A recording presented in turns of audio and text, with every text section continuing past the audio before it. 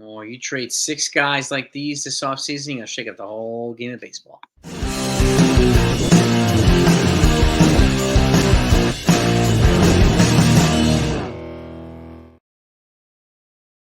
On everybody, happy Monday. Hope you're all doing well. So, the World Series has been established. Los Angeles Dodgers versus the New York Yankees starts Friday.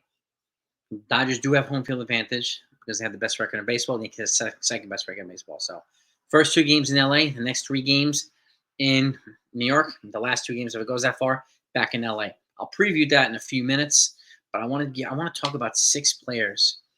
If they're traded and they look like logical candidates to be traded this offseason, would shake the whole game up, make it a lot more fun.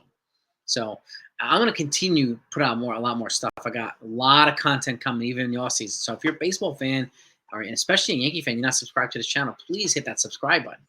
Okay? Enjoy the content, hit the like button too. And if you do subscribe, just hit the notification. That way when we go live, you know exactly when we go live. You can join the party. You can have your voice heard anytime you want. Okay? And you'll at the very least be at the front of the line when news comes in too. Okay? We're marching towards 22,000 subs. I really would like for you to come and join us. We're slow crawling towards 30,000. Hopefully we can speed up that and get there at some point soon. I thank you for it. Now, 6 players who I think should be traded, in all honesty. Okay, number 1 is Mason Miller, closer for the Oakland A's. Honestly, the A's situation with ownership, stadium, fan base, it's just the fans deserve better. Mason Miller deserves better. And trading him to the Detroit Tigers would really, really shake things up. The Tigers need a shutdown closer. Okay? They've got a solid bullpen, but they need a shutdown closer. Mason Miller would give them just that. The Tigers also have the personnel that they can give back to the Oakland A's to replenish that team and that farm for a Mason Miller. And he's got, 4 more controllable years. So if you're getting him while he's young, on the cheap. That's exactly what the Tigers can do. Okay? Trade number 2 will be Garrett, left-handed starter from the White Sox to the Atlanta Braves. Okay? He had an opportunity to be moved at the deadline, but he started yapping. He started just saying not good things, and he hurt his ability to be traded. Okay? And unfortunately, but it is what it is. But trading him to the Atlanta Braves, look, they might lose Max Fried in free agency. Spencer Strider and Tommy John, I don't know when he's going to be back. Chris Sale looks like he's going to win a Cy Young, but he might not be back either. He might retire. He might go out on top. So getting him to the Braves, if you want to get past the Phillies, you want to get past the Mets, you're going to have to add a big arm. And Garrett Crochet represents just that. And I think you in a good fit, you get him out of that crazy place, the White Sox, and send him to a place that's a little bit more stable right now in Atlanta. I think it would be a good fit for him. A really, really good fit for him. So that's trade 2. Trade number 3 is one of the only Marlins starters who hasn't been beat up. I mean, the whole rotation, right? Yuri Perez, Tommy John, Sandy Alcantara is just coming back from injury. Edward Cabrera got hurt this year. Braxton Garrett hurt this year. The only guy that hasn't been hurt, has been hurt for back in the day, was Jesus Luzardo. I think trading him to the Baltimore Orioles, who might lose Corbin Burns, right? Is a good move. He's got controllable years left. He's younger. He's cheaper. Okay, and the Orioles have the prospects they would need. The Marlins would need to pull off that trade. They have the number 1 farm in baseball. They could use that to get a starter with controllable years. What if they signed Corbin Burns and added Jesus Luzardo? Whole different lineup, whole different dynamic in the American League East. Whole different dynamic. But I think the Orioles are a good fit for Luzardo. Next up is, I had to do a trade with my Yankees. Ryan McMahon, third baseman for the Rockies, to the Yankees. Okay, I know we talked about that before. I mean, we did. They did. The ownership and GM did tell him he wasn't going to get moved at the deadline, but that was at the deadline. The Rockies just announced 2 days ago they're going to lower payroll. Okay, and who best on that team to fetch a good return than Ryan McMahon? Okay, Yankees have the prospects to get him. You can even add pitching and hitting. Okay, Ryan McMahon would represent the third baseman that they would need, enabling them to move Jazz Chisholm to second base if Gleyber Torres moves on, which I think he will. I think he'll get a qualifying offer, and I think he's going to reject it in favor of a bigger contract. Remember, he's the number 1 second baseman in free agency. And I don't think there's a chance in the world he's not going to get a 4-year or 5-year offer from somebody.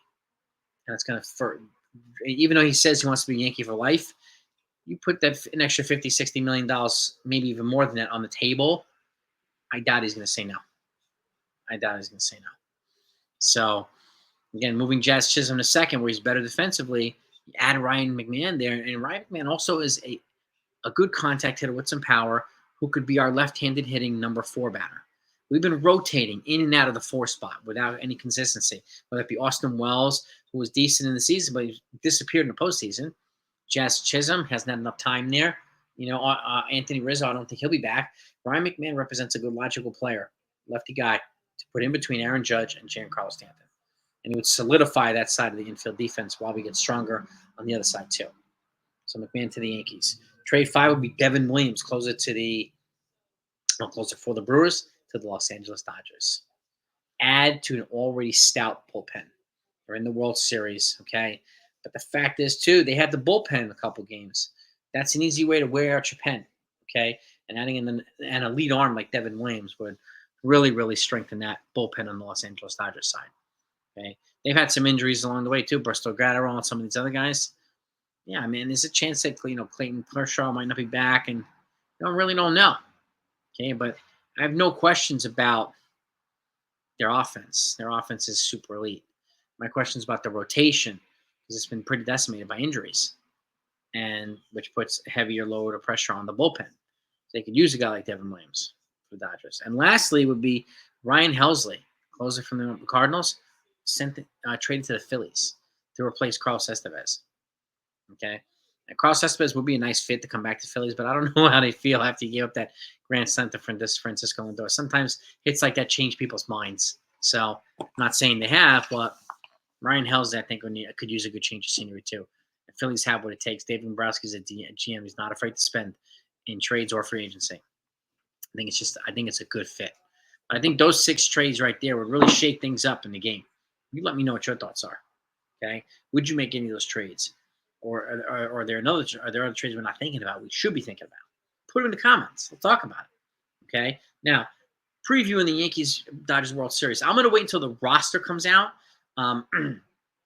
officially before I give my predictions, because there's a good chance the Yankees roster might get stronger, and there's a good chance the Dodgers roster will not. I'm going to wait until the rosters are officially out to make my prediction on the World Series. And I'm leaning a certain way, but I want to be sure before I make a prediction. So hang tight. That'll come this week, too. Obviously, it'll come before the game on Friday. So, but previewing this, there's a couple things I want to point out. The Yankees and the Dodgers lead baseball in home runs as a team.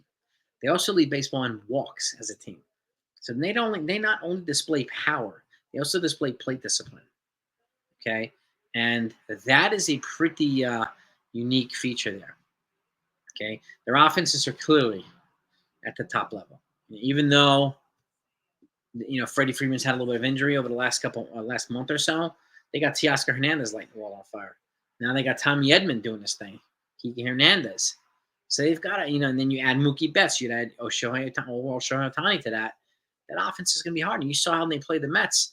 I mean, each team blew each other out almost every game.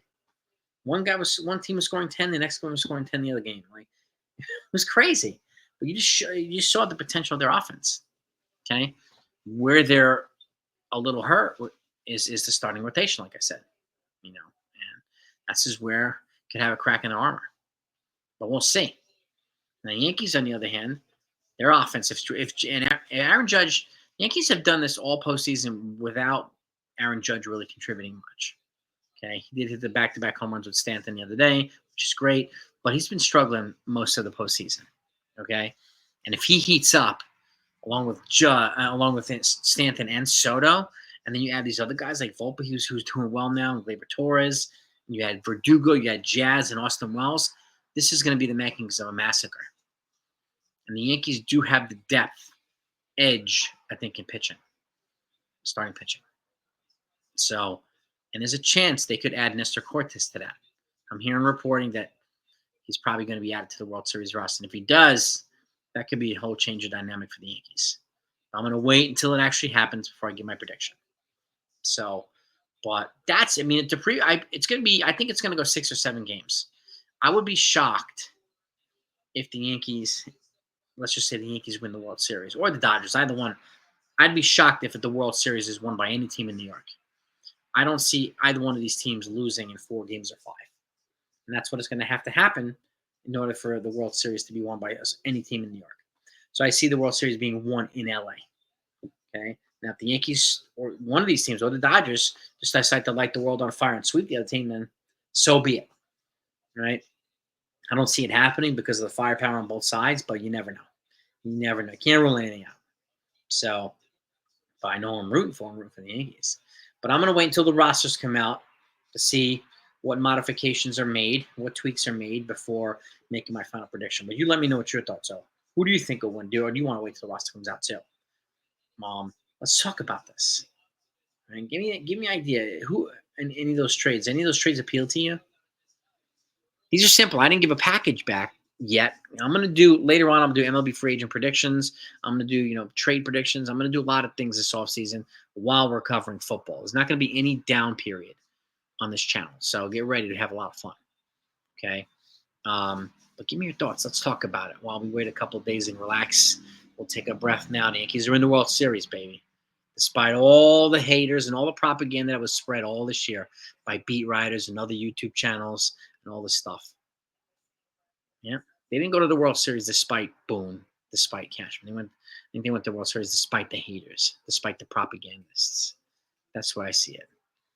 Boone played a big part in getting in there. So did Brian Cashman. Okay. Do they think things perfect all the time? No. I think we can all admit that. But they deserve a hell of a lot of credit for getting this team here. And I said it from the beginning. This is the first year that Aaron Boone has had a roster this good. And I said it from the beginning, too, that if they stayed healthy, they'll go to the World Series. Where are they? They're in the World Series. Okay? We follow this team. We follow the moves that they make, the dumpster dive moves that people call. Right? They're all designed to get better, to take the next step. You don't have to spend $1 billion like the Dodgers did. I'm not faulting them for spending that. They're a big market team. They have to spend it, just like the Yankees do. Okay? They have to. But that doesn't guarantee anything. Anything. So all it guarantees is going to be one hell of a World Series. And I can't wait for it to start. So go Yankees. Have a good day. Talk to you later.